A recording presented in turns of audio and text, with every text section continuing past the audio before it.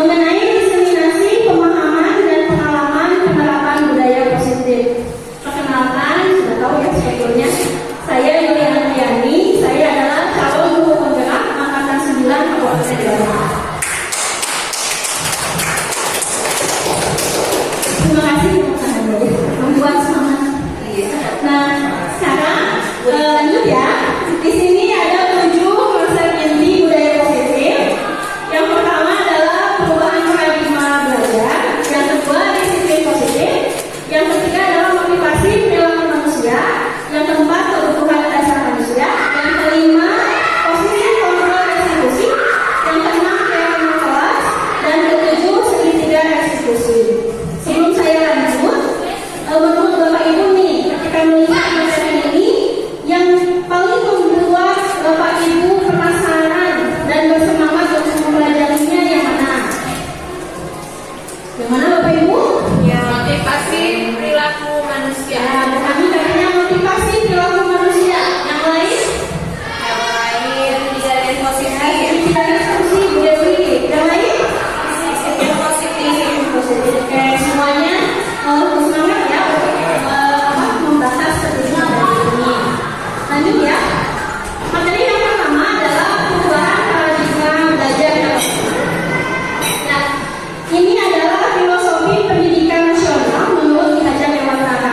Beliau mengatakan bahwa peran pendidik itu hanya menuntun tumbuh atau hidupnya kekuatan kodrat yang ada pada diri anak. Ya. Nah, agar dapat memperbaiki waktunya, bukan dasarnya. Jadi Bapak Ibu, selama ini kita beranggapan bahwa anak-anak itu adalah kertas kosong yang bisa kita tulisi semau kita. Kalau dia mau jadi, kalau kita tulis A, maka dia akan jadi A, kalau tulis B, menjadi B. Ternyata tidak seperti itu. Setiap anak itu bukan kertas kosong, Bapak Ibu. Setiap anak itu sudah punya coretannya masing-masing yang disebut dengan kodratnya. Tugas kita sebagai pendidik adalah mengenalkan kodrat yang baik dan mengabaikan kodrat yang buruk sehingga kodrat dia yang baik muncul menjadi perilakunya. Makanya kita hanya bisa memperbaiki waktunya, bukan dasarnya. Ya.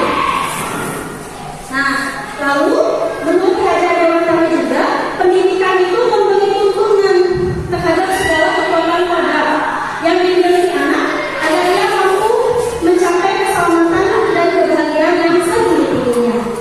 Jadi Bapak Ibu, tugas kita itu kalau Ki Hajar Dewantara mengibaratkan sebagai petani, ya, siswa itu sudah jadi benihnya, dia sudah ada yang jadi benih jagung, benih padi. Nah, tugas kita itu menyuplai benih jagung itu supaya dia menemukan kodratnya, menemukan potensinya seperti itu. Nah, sekarang menurut Ki Hajar Dewantara ini berarti pengajaran atau pendidikan yang kita berikan itu bagusnya berpusat pada guru atau berpusat pada murid, Ibu, Bapak-bapak? Murid. Murid ya. Jadi paradigma baru dalam pendidikan adalah pendidikan yang berpihak pada murid. Ya. Pendidikan yang menambah pada murid. Jadi mementingkan sekali muridnya. Nah, jadi tadi pembelajaran dengan paradigma baru itu adalah pembelajaran yang berpihak pada murid. Jadi pembelajaran yang menekankan pada bakat, potensi dan kebutuhan anak. Nah, pembelajaran ini bisa kita aktualisasikan dengan pembelajaran dan diferensiasi. Ya. Jadi pembelajaran yang melihat atau tergantung pada potensi anak, daya belajar anak, dan kebutuhan anak. Nah, sebelumnya ini pembelajaran yang berpihak pada murid ini tujuannya apa? Nah, tujuannya adalah untuk mewujudkan ini profil belajar Pancasila. Sudah apa semuanya profil belajar Pancasila? Sudah belum? Belum. Kalau kita nyanyi sama-sama dulu ya, Bapak Ibu, supaya tidak ngantuk. Siap? Oke. Saya tinggal lagu anak-anak untuk bernyanyi. Ya, kita nyanyi satu-satu ya. Boleh.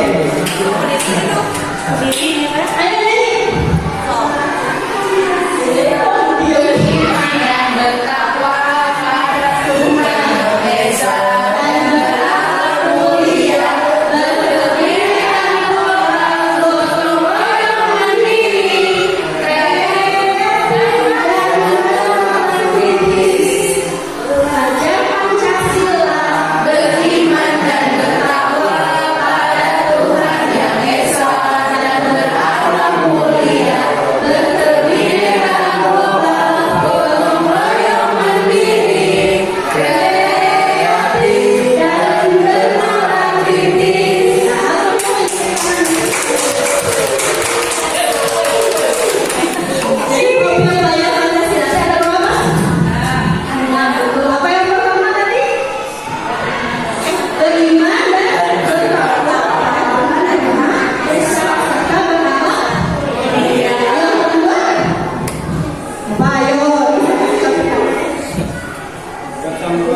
Kebiasaan global. Ya, berkebiasaan global di bawah jadi.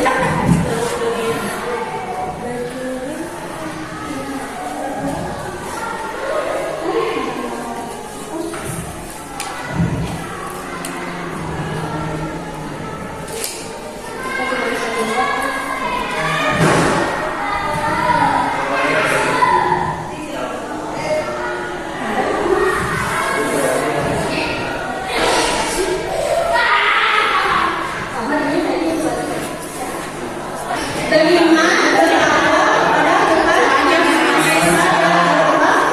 yang kedua,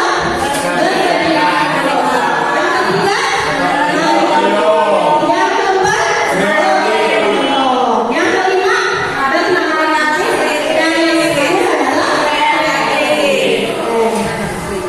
Samita kegiatan dulu Bapak Ibu berdua sama temen di sini berarti Ibu Cucu sama teman gitu ya. Opa Syah sama Sandi. Kegiatannya begini. Bisa saya cobakan Pak Darman sama Ibu Cucu ya. Nah, Pak Darman itu menggenggam tangan Pak Darman, mengepal.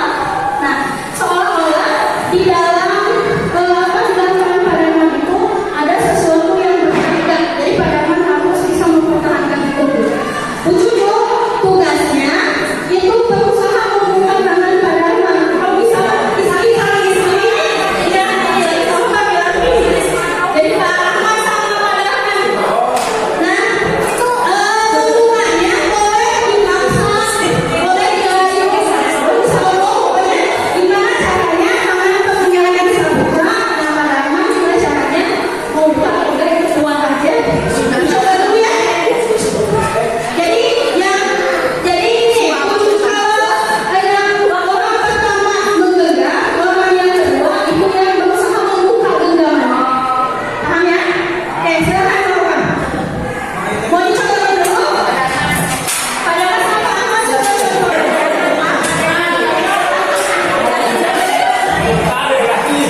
Jadi Bapak Darman ini berusaha di dalam Pak Darman itu ada sesuatu yang berharga.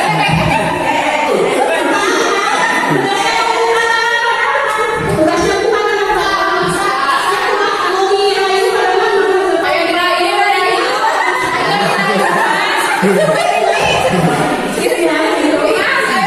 Mau dirayu, mau dibujuk, mau apa, mau dikasih uang juga boleh. Nggak ada Silakan, yang lain lakukan Pak Darman dan Pak Ahmad di depan. Ini semua pasien dari tahu ini. Boleh.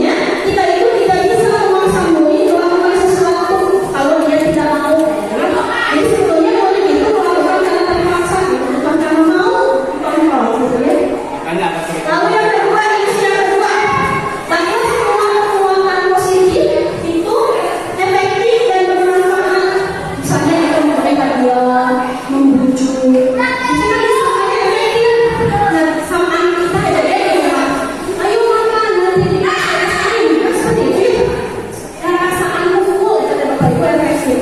Karena nyatanya ternyata dia jadi pengganggu kepada penghargaan itu, pengganggu pada tadinya ketika berada dengan dia jadi tidak mau kan? Jadi bergantung pada kita, ya, pada hati-hati itu. Lalu yang ketiga, ilusi bahwa kritik itu membuat orang merasa bersalah dan menyalahkan. Nah, padahal menggunakan kritik dan rasa bersalah itu justru membuat seseorang itu menjadi identitas gagal, ya, dan membuat dia bertindak agresif sebetulnya. Lalu yang terakhir, ilusi bahwa orang dewasa memiliki hak untuk memaksa. Padahal paksaan itu tidak akan ada dalam jangka waktu panjang, hanya pendek. Ya. Itu adalah ilusi-ilusi tentang controlling atau tentang mispersepsi tentang kontrol. Ya. Nah, makanya kita ini sekarang harus berubah. Bapak Ibu, ya, termasuk saya pengguna ini masih baca-baca. Bapak Ibu, ya, masih pengen belajar saya juga. Dan masih belajar untuk merubah paradigma yang selama ini ada dalam benak saya. Jadi kita harus mengubah paradigma dari stimulus respon kepada pendekatan teori kontrol. Dulu kita menganggap kebutuhan kita sama, padahal kebutuhan kita itu berbeda-beda. Ya. Lalu yang kedua, semua orang melihat hal ini sama, padahal setiap orang itu memiliki gambaran yang berbeda. Yang ketiga, kita mencoba mengubah orang supaya berpandangan sama dengan kita, padahal kita berusaha, kita harus berusaha memahami pandangan orang lain. Lalu perilaku buruk dianggap sebuah kesalahan, padahal bukan. Perilaku itu pasti ada tujuan, sekalipun itu adalah perilaku yang buruk. Lalu orang lain bisa mengontrol saya. Nah, harus diubah. Hanya saya yang bisa mengontrol diri saya sendiri. Jadi jangan sampai kalau bapak ibu sedang berlaku agresif atau marah di kelas, datang dulu ya, biar kamu bukan. Berarti bapak ibu yang tidak bisa mengontrol diri bapak ibu. Kalau berabdi, ya, kalau berabdi, besok ada masih ngeluh dan batuk. Kayak Pak Ibu kalau dari aku. Lalu saya bisa mengontrol ya, pemaksaan ada pada saat rujukan gagal. Ya, kita suka memaksa anak. Kalau misalnya tidak Pak Ibu, oke kita udah. Nah, harusnya ada kolaborasi dan konsensus dalam menciptakan pilihan-pilihan baru. Nah, kita itu sering berpikir memang kalau sedang berinteraksi dengan orang, gitu ya, macam mana yang bisa menang, gitu, dan merasa menang. Padahal kita harus berpikir menang-menang, ya, tidak ada yang kalah. Ya. Lanjut ya, disiplin sekarang Bapak Ibu. Coba di kanan Bapak Ibu saat saya menyebutkan kata disiplin, apa yang terlintas? Ahmad sebagai PKS siswa. Membagi aturan. Lalu apa lagi? Cucu BK. Disiplin adalah ada aturan. Yang lain? Tidak sewenang-wenang. Tidak. Tidak sewenang-wenang. Tidak sewenang-wenang. Nah, apa lagi? Sudah. Kita cari yang apa? Mengendalikan diri dalam keadaan ya. Nah, itu mungkin yang ada di benak Bapak Ibu. Kita cari tahu ya. Kata ahli dengan kata ahli. Nah, sebelumnya saya mau bertanya dulu. Apakah hukuman bisa mendisiplinkan siswa Bapak Ibu? Tidak. Ada yang setuju tidak? Ada. Setuju, bisa. Oke.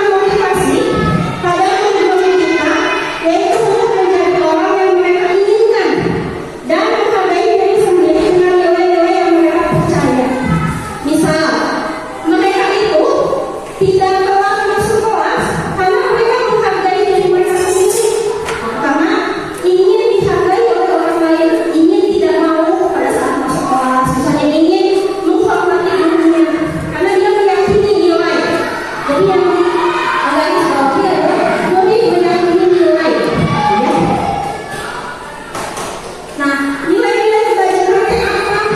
Yaitu sifat-sifat positif manusia yang merupakan tujuan mulia yang ingin dicapai setiap individu. Contoh, Bapak Ibu pakai helm untuk apa? Aman, untuk keselamatan. Nah itu teh termasuk disiplin positif karena ada nilai yang ibu yang ingin, ya nilai kebajikan yaitu keselamatan atau keamanan. Sampai sini ada polisi, ya. Nah coba nilai kebajikan yang lain apa lagi? Nilai kebajikan apalagi ayo? Tanggung jawab, tepat waktu, saling menghargai. Nah, itu termasuk nilai-nilai kebajikan ya. Jadi sifat-sifat positif manusia. Nah ini adalah kebutuhan dasar manusia. Apa saja kebutuhan dasar manusia? Nah ini. Jadi kebutuhan dasar manusia itu adalah seluruh tindakan manusia yang memiliki tujuan tertentu. Semua yang kita lakukan adalah usaha terbaik kita untuk mendapatkan apa yang kita inginkan. Ya, ketika kita mendapatkan yang kita inginkan, saat itulah sebetulnya kita sedang memenuhi kebutuhan dasar kita. Misal, Bapak Ibu tadi posisinya makan, melakukan apa? Makan itu sesungguhnya adalah untuk memenuhi kebutuhan dasar ibu, yaitu apa? Bertahan. Ada 5 kebutuhan dasar kita, bukan hanya anak-anak kita juga. Satu, penguasaan. Penguasaan itu seperti apa? Seperti misalnya kita mencapai sesuatu. Kalau di siswa misalnya dia saat mencapai nilai akademik yang tinggi, suka puasa. Nah itu adalah penguasaan. Kalau misalnya kita berprestasi, nah itu adalah nilai penguasaan yang kita penuhi. Lalu ada nilai kasih sayang dan diterima. Ya, seperti kalau kita disayangi, dicintai, kan merasa semangat karena kebutuhan dasar kita terpenuhi.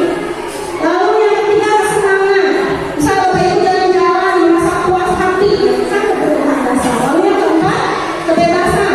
So, anak-anak kalau belajar di kelas terus, bosan nggak Bapak Ibu? Kenapa? Karena ada nilai, ada kebutuhan dasar kebebasan yang tidak terpenuhi. Kalau olahraga, Bapak segala suka karena bebas, semua olahraga lari-lari segala macam. Yang terakhir adalah bertahan hidup, misalnya makan, minum, bertahan hidup. Nah Bapak Ibu, semua orang itu pasti memenuhi apa? Kebutuhannya itu dengan berbagai cara. Kalau cara positif tidak terpenuhi, maka dia akan melakukan cara negatif dengan apa? Melanggar peraturan. Misal, anak yang nilai akademiknya kecil atau tidak pintar secara akademik misalnya, nilai penguasaannya tidak terpenuhi. Akhirnya bagaimana dia? Dia ngatur-ngatur orang. Misalnya di kelas ngatur-ngatur orangnya kamu ukil, karena ada nilai penguasaan yang ingin dia penuhi. Kalau misalnya belajar musik Alkitab sama saya, misalnya lagi belajar, udah kayak melupakan sejenis kita dan bukannya apa? Kenapa? Karena ada nilai kebebasan yang tidak terpenuhi. Maka tugas kita sebagai guru memenuhi itu. Misal, anak yang nilai akademiknya tidak terlalu bagus, kita arahkan kepada bakat dia.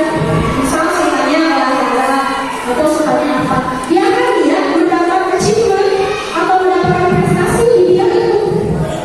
Yang kebebasan. Nah, bagi anak-anak dengan gaya belajar kinestetik, kita bawa keluar atau kita fasilitasi sehingga dia tidak akan melanggar aturan. Nah, ini ada motivasi perilaku manusia.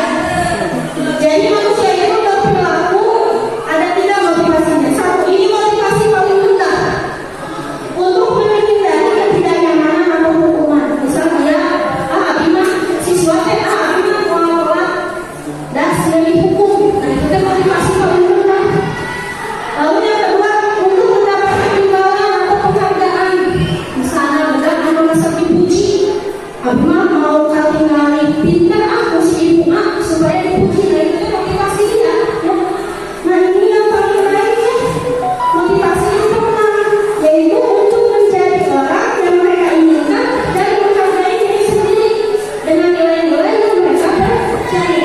Jadi apa yang kita lakukan itu untuk menghargai diri kita gitu ya, supaya tidak dipengaruhi orang lain, supaya tidak dihina orang lain, kita memegang nilai-nilai itu. Jadi motivasi yang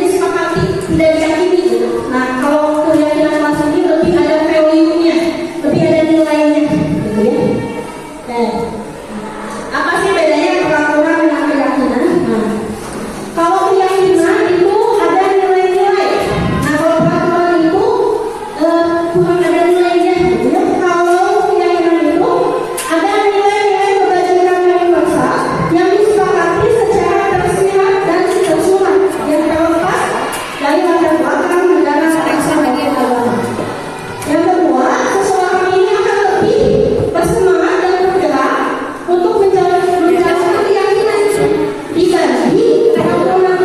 Bapak Ibu coba bayangkan ada dua orang pengendara motor, yang satu mah dia berkendara motor karena pakai helm karena dia meyakini nilai keselamatan. Yang satu lagi mah karena takut polisi. Cicit Bapak Ibu yang bakal terus memakai helm yang mana? Yang meyakini nilai keselamatan atau yang takut sama polisi? Yang tahu akan keselamatan. Tentunya karena motivasinya sudah motivasi dari negara. Nah ini, murid itu perlu mendengarkan dan memahami arti sesungguhnya peraturan apa nilai kebajikan di balik peraturan tersebut, ya. Jadi dia tidak hanya sekedar mengikuti rangkaian peraturan yang mengatur mereka tanpa memahaminya. Nah, jadi Bapak Ibu kita itu harus membuat peraturan atau keyakinan keras. Keyakinan. Ya. Jadi seorang guru itu harus membuat keyakinan keras dibanding peraturan keras. Kenapa? Karena dengan keyakinan keras murid lebih memahami sebuah peraturan, ya, sehingga lebih tertanam dan menjadikan mereka memiliki motivasi itu. Nah ini ada posisi kontrol guru. Yang pertama penghukum, yang kedua penguat rasa bersalah, yang ketiga teman, yang keempat pemantau, yang kelima manajer. Apa bedanya? Saya mau menayangkan video ya supaya terusan karena suara videonya. Bentar ya.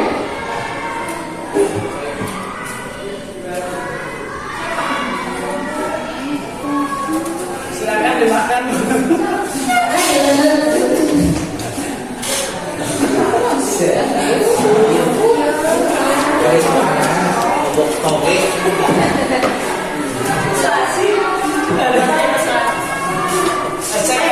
Yang ini yang pertama udah ya.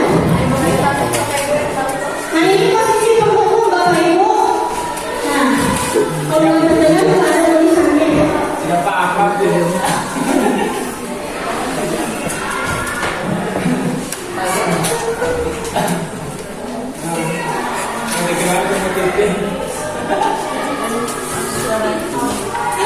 Oh, ada suara.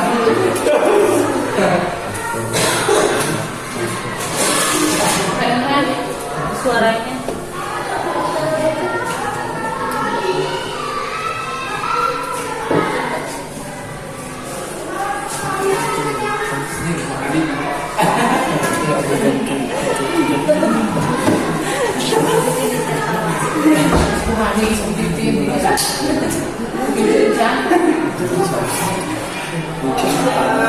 Ini buku untuk keliling lapangan basket.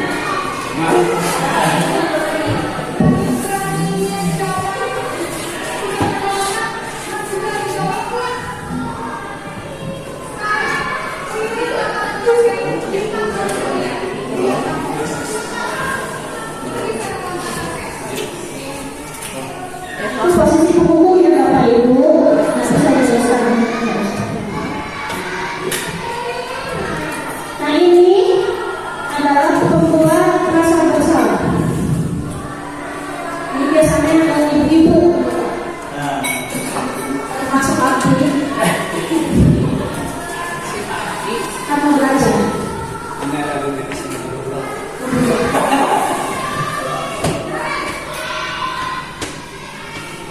Masuk ke kamar.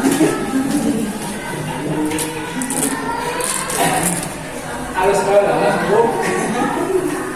Ini biasanya suaranya lembut gitu ya.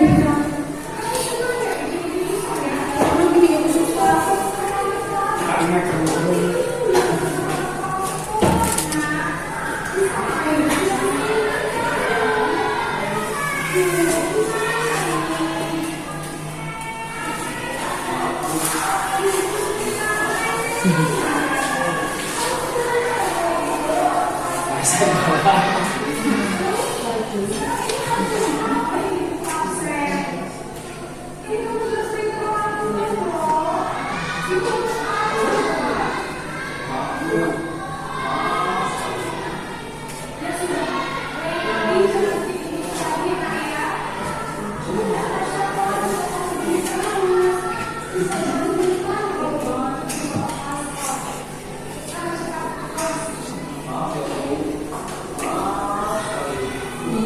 tersebut sebelah yang tersebut. Nah ini adalah posisi teman. Nah, ini biasanya untuk budak-budak kecil. Itu posisi teman.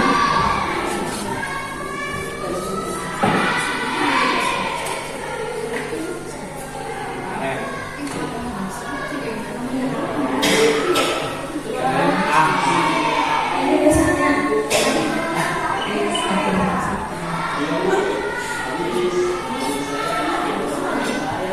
naksir.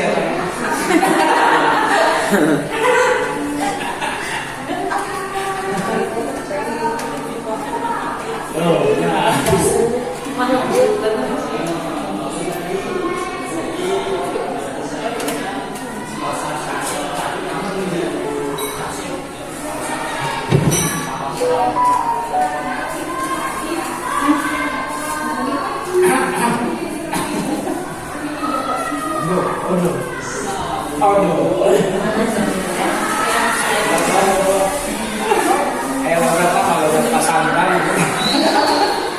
ini posisi pemantau ya. Nah.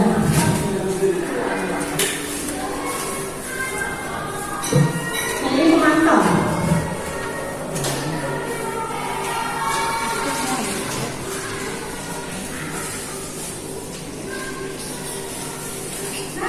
Nah, Dewi.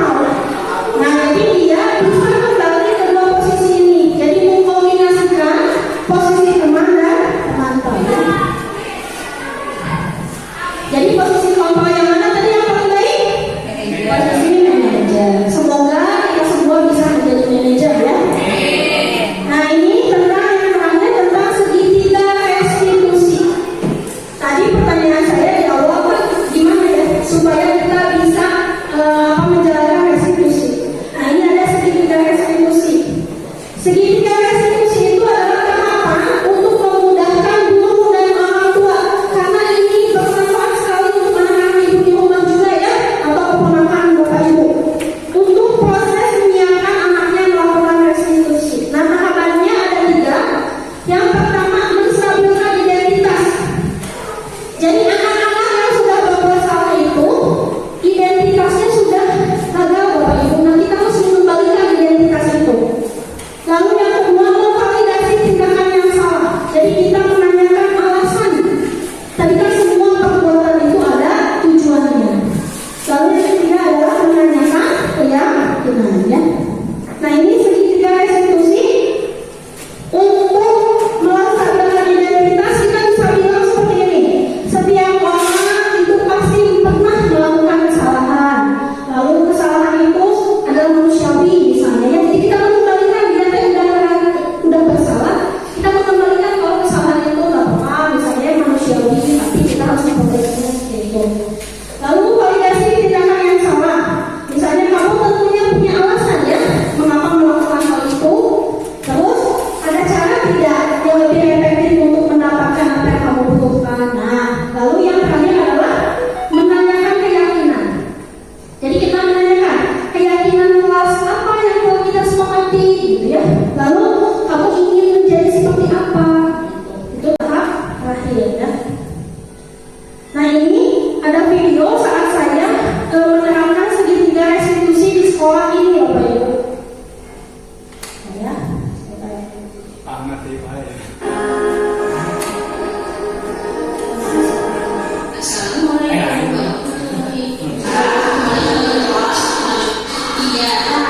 Ini ada 2 kasus.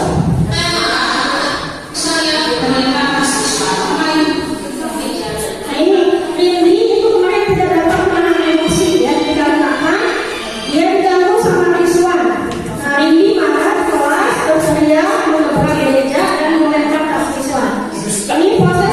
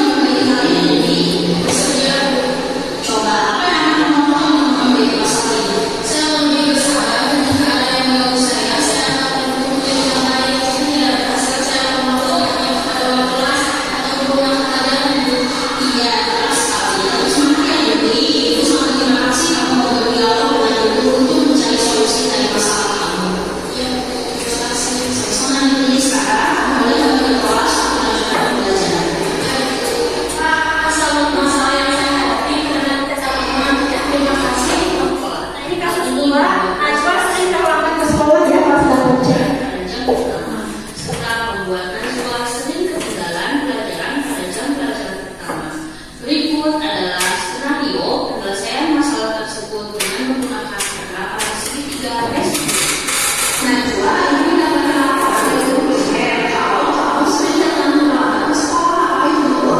Udah dulu. Menurut kamu terlambat ke sekolah itu semua kesalahan kamu bukan Najwa? Kalau tidak kuat sampai datang.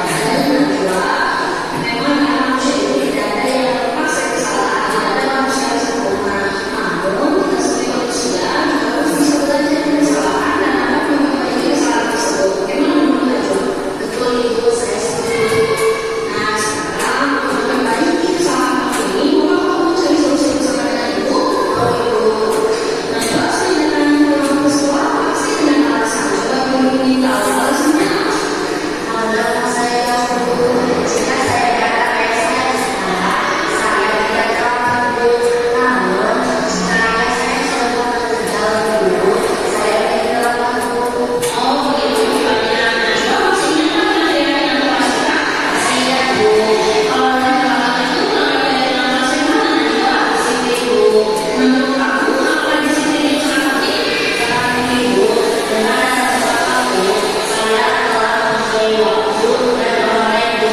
Betul sekali Najwa. Memberi waktu itu sangat penting dan bermanfaat untuk kita. Ya Bu, saya bisa saya bermaaf ya Bu. Bagus Bu, saya menyesal dan meminta maaf. Sekarang kira-kira kamu apa yang kamu lakukan agar kamu tidak sering mematuhi di sekolah? Saya akan pergi ke sekolah pagi agar dapat dengan kamu saya. Baik Najwa, kamu sudah memiliki solusi yang tepat agar kita datang tepat waktu ke sekolah. Ibu sangat menghargai hal itu. Ibu akan berkoordinasi dengan orang tua kamu supaya kamu tidak datang lagi terlambat ke sekolah.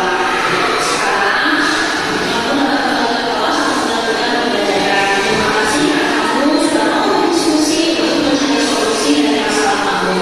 Baik Bu, terima kasih Bu sudah berdiskusi. Saya minta maaf ya Bu. Iya, Najwa sama-sama ya. Silakan kembali ke kelas. Assalamualaikum warahmatullahi wabarakatuh. Nama saya Zahra. Ya, Bapak Ibu, itu tadi video penerapan saya pada saat menerapkan segitiga restitusi ya Bapak Ibu. Dan respon dari kedua siswa itu sangat positif karena mereka lebih dihargai gitu ya. Saya juga sudah membuat keyakinan kelas Bapak Ibu di kelas wali kelas saya. Nah, ini keyakinan kelas yang dapat dicontoh mungkin ya nanti di kelas masing-masing seperti itu. Baik, kita dengan sesi Bapak Ibu. Ya, mungkin hanya cuma pemaparan dari saya. Terima kasih. Saya harap mungkin kalau misalnya ada pertanyaan, maka silakan diajukan untuk kita sama-sama belajar ya Bapak Ibu. Karena ini juga saya sharing bukan berarti saya ahli yang sudah melakukan gitu ya. Saya baru juga sama belajar untuk menerapkan apa yang tadi saya katakan. Silakan jika ada pertanyaan dari Bapak dan Ibu semuanya. Oh ya, silakan Bu Dewi. Mau nanya Bu, kalau misalnya tadi kan ada tentang keyakinan kelas. Ya. Kalau sekarang kan sudah tengah-tengah semester, apakah kita sebagai guru bisa menerapkan itu di tengah-tengah atau memang harus di awal semester atau awal pelajaran? Ya, terima kasih Bu Dewi pertanyaannya. Ada lagi Bapak Ibu?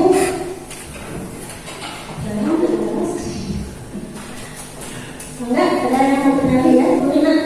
Itu saya mau tanya, penasaran, mungkin Bu Yuli juga baru ya ini yang mempraktekannya yang manajerial tadi. Ya. Kalau misalnya memfasilitasi anak seperti itu, apakah itu akan terjadi sekali gitu langsung seperti itu, atau misalnya anak tiba-tiba membuat seperti itu ya solusinya, tapi tiba-tiba dia melanggar lagi. Nah, bagaimana caranya gitu? Ya, terima kasih Bu Nina. Baik, saya akan coba jawab dulu ya.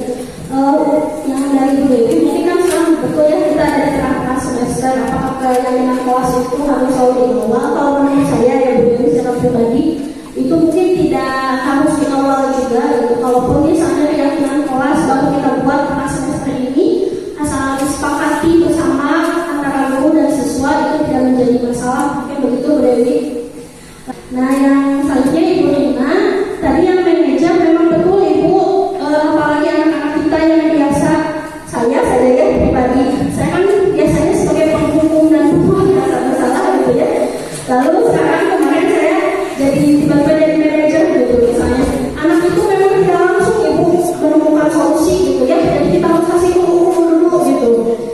apalagi mungkin anak yang belum terbiasa untuk bernalar ya mencari solusi gitu. Dan mungkin apakah akan langsung berubah?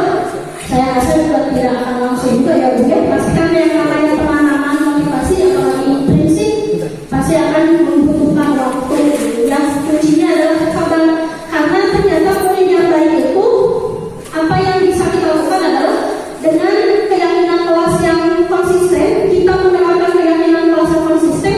Yang kedua adalah kita menjadi guru teladan yang konsisten gitu. Jadi itu yang dibutuhkan anak untuk menerapkan keyakinan kelas yang konsisten, kita memang terus melakukan itu. Lalu yang kedua adalah teladan yang konsisten gitu. Baik misalnya siswa ataupun anak-anak kita di rumah gitu. Itu mungkin itu. Ada lagi Pak Ibu? Tidak ada? Ngomongnya Bapak?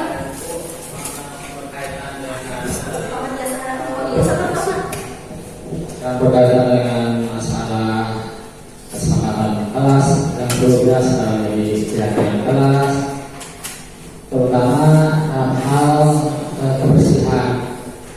Di sana anak itu dibiasakan untuk sebelum mulai belajar, sebelum masuk kelas, sebelum berdiri, anak disuruh untuk bersih-bersih dulu. Bahkan menjadikan sebuah kebiasaan.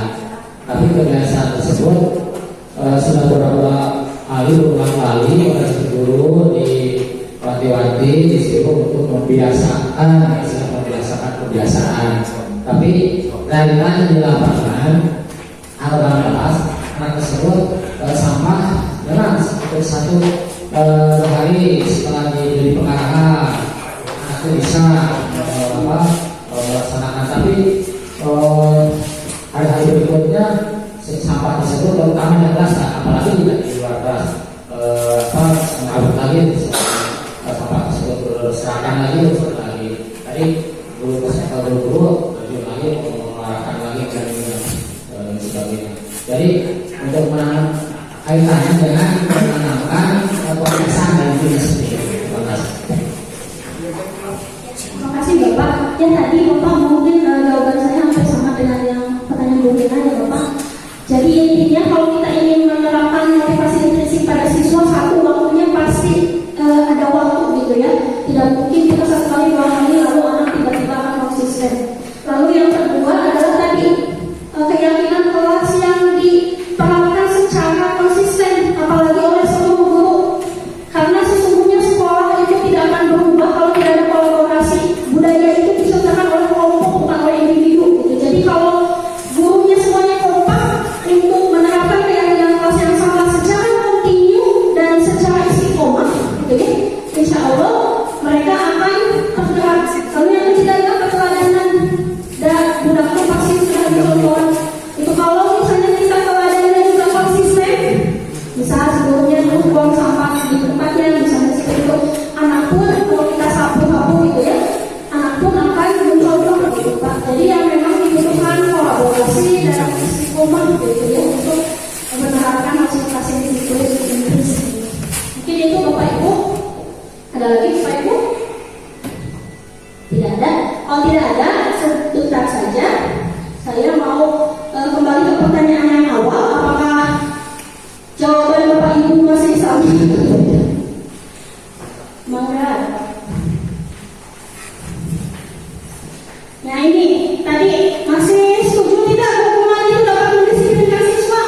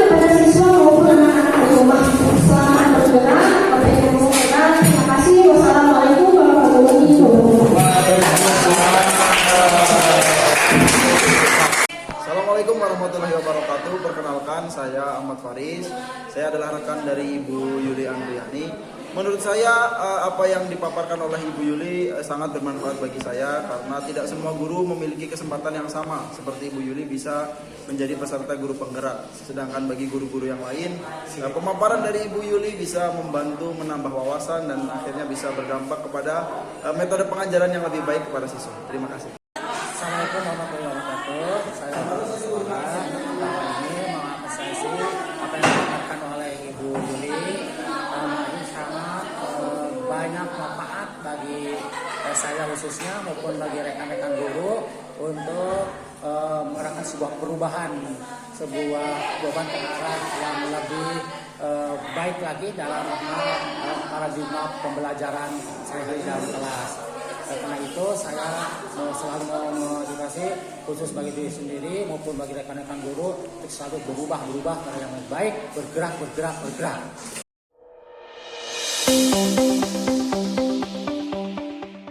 Bismillahirrahmanirrahim. Assalamualaikum warahmatullahi wabarakatuh.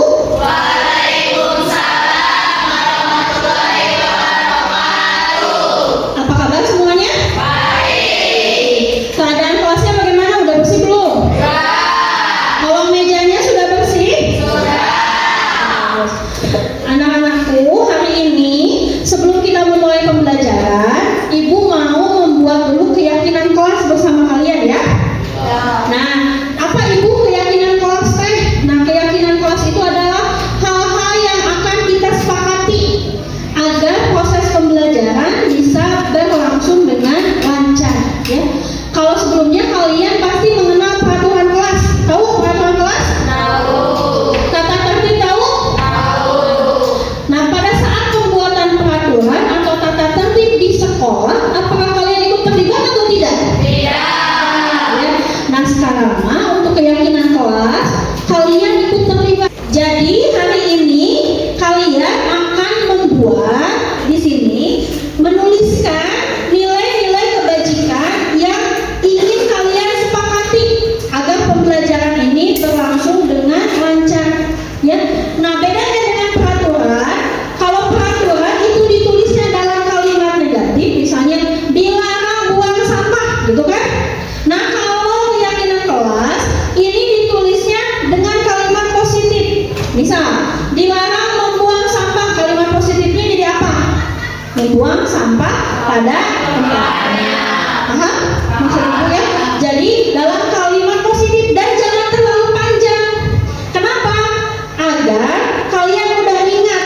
Jadi keyakinan ini bukan hanya ditulis nanti ditempel, tapi kalian tidak melaksanakan. Ya? Jadi jangan panjang-panjang deh. Bisi kaliannya nah, ini keyakinan kelas teh kemarin kok saya lupa. Nah, kan?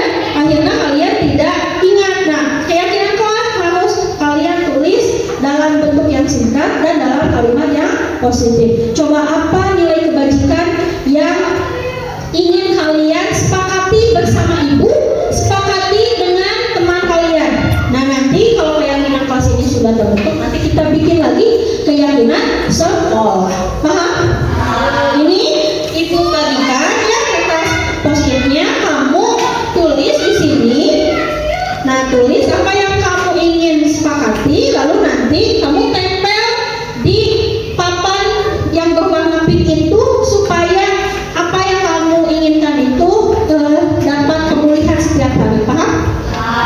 Tidak usah dikasih nama, tidak usah dikasih apa-apa, cukup kamu tulis aja. Ngerti ya? Jadi Ibu bagikan ini.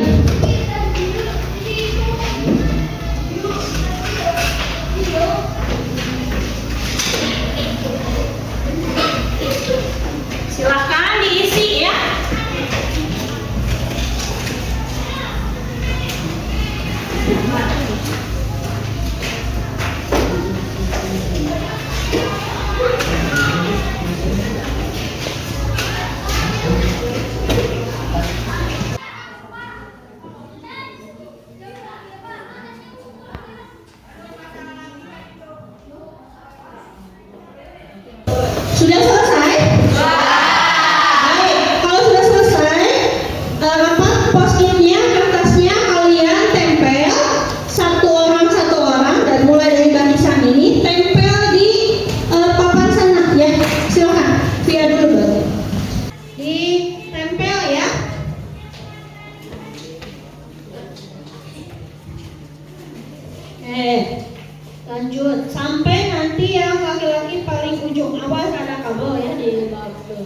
di bawah kalian. Silakan tempel lagi. Dua orang aja biar cepat.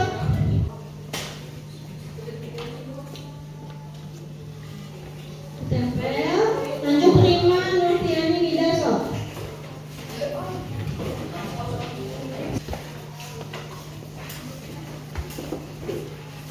Baik, ini ada keyakinan kelas yang sudah kalian tulis ya. Nah, ibu akan merangkumnya satu per satu. Nah, ini kan ada yang sama, ada yang berbeda ya. Yang pertama adanya keyakinan kelas yang pertama yang disepakati adalah kelas bersih. Disepakati tidak? Berarti kita sepakat pada saat pembelajaran kelas kita harus bersih. Yang kedua, sopan santun terhadap guru. Nah, sepakat tidak? Nanti kalian harus menjaga sopan santun terhadap guru, bukan hanya ibu aja ya, tapi semua guru. Lalu yang ketiga, datang ke sekolah tepat waktu. Sepakat? Jadi kalian sepakat kalau misalnya pas setiap pembelajaran kalian harus datang ke kelas atau ke sekolah tepat waktu. Lalu, oke, menghargai dan menghormati sesama teman. Sepakat? Nah, kalian harus menghormati dan menghargai sesama teman. Jangan ada perundungan atau misalnya saling ejek-ejekan ya, menghina dan lain sebagainya. Lalu yang berbeda lagi, mengerjakan tugas tepat waktu katanya. Sepakat? Jadi setiap ada tugas harus dikerjakan dan dikumpulkan tepat waktu. Nah, ini yang terakhir adalah tidak keluar kelas selama proses pembelajaran kecuali izin ke gurunya. Boleh. Sepakat? Jadi kalau misalnya gurunya lagi ada tamu atau misalnya gurunya sedang ada tugas, nah kalian tidak boleh keluar kelas pada saat pembelajaran kecuali ada izin ya, misalnya ke KM atau misalnya ke guru piket. Oke? Itu ya hal-hal keyakinan kelas yang kita sepakati. Harus diingat tadi ada berapa? Coba, yang pertama kelas harus bersih. Dua, sopan santun terhadap guru. Yang ketiga tadi apa? Yang menghargai dan menghormati sesama teman. Yang keempat, mengerjakan tugas tepat waktu. Yang kelima, tidak boleh keluar kelas pada saat jam pelajaran. Disepakati semua itu? Ada 5 keyakinan kelas yang kita sudah sepakati. Itu harus diingat dan dilaksanakan ya, bukan hanya ditempel saja. Paham? Sekarang kalian ke depan seperti tadi satu persatu untuk menandatangani keyakinan kelas kita. Jadi nanti amit-amit ya, kalau kalian sampai melanggar, ibu punya bukti kalau misalnya kalian itu sudah menyepakati keyakinan kelas yang sudah kita buat. Ya, kan ini dari kalian untuk kalian. Paham? Silakan mulai dari dia bawa poinnya. Kalian tangani. Bilang ya. Lanjut, tertib ya.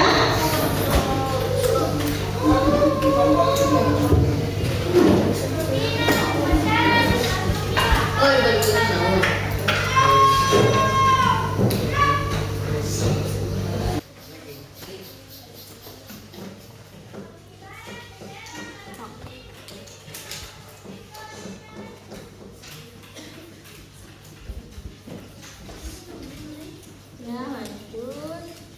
Ya.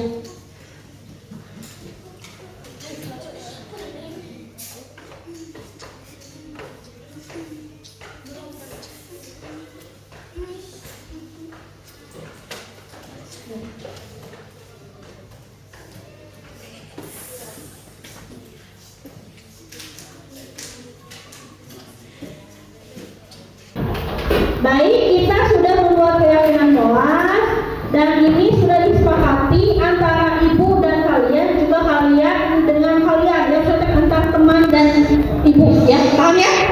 Nah, tinggal kalian jalankan. Ini jangan dijadikan hanya sekedar tempelan saja, paham?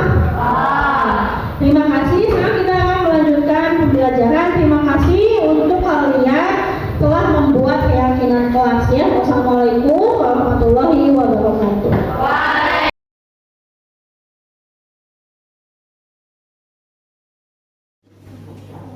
Assalamualaikum warahmatullahi wabarakatuh. Saya Nurtiani. Saya bersemangat telah membuat keyakinan kelas dengan Ibu Yuli. Semoga saya dan teman-teman saya bisa menjalani keyakinan kelas ini. Wassalamualaikum warahmatullahi wabarakatuh. Assalamualaikum warahmatullahi wabarakatuh. Saya Rima, saya antusias telah membuat keyakinan bersama dengan Bu Yuli. Semoga saya bisa menjalankannya dengan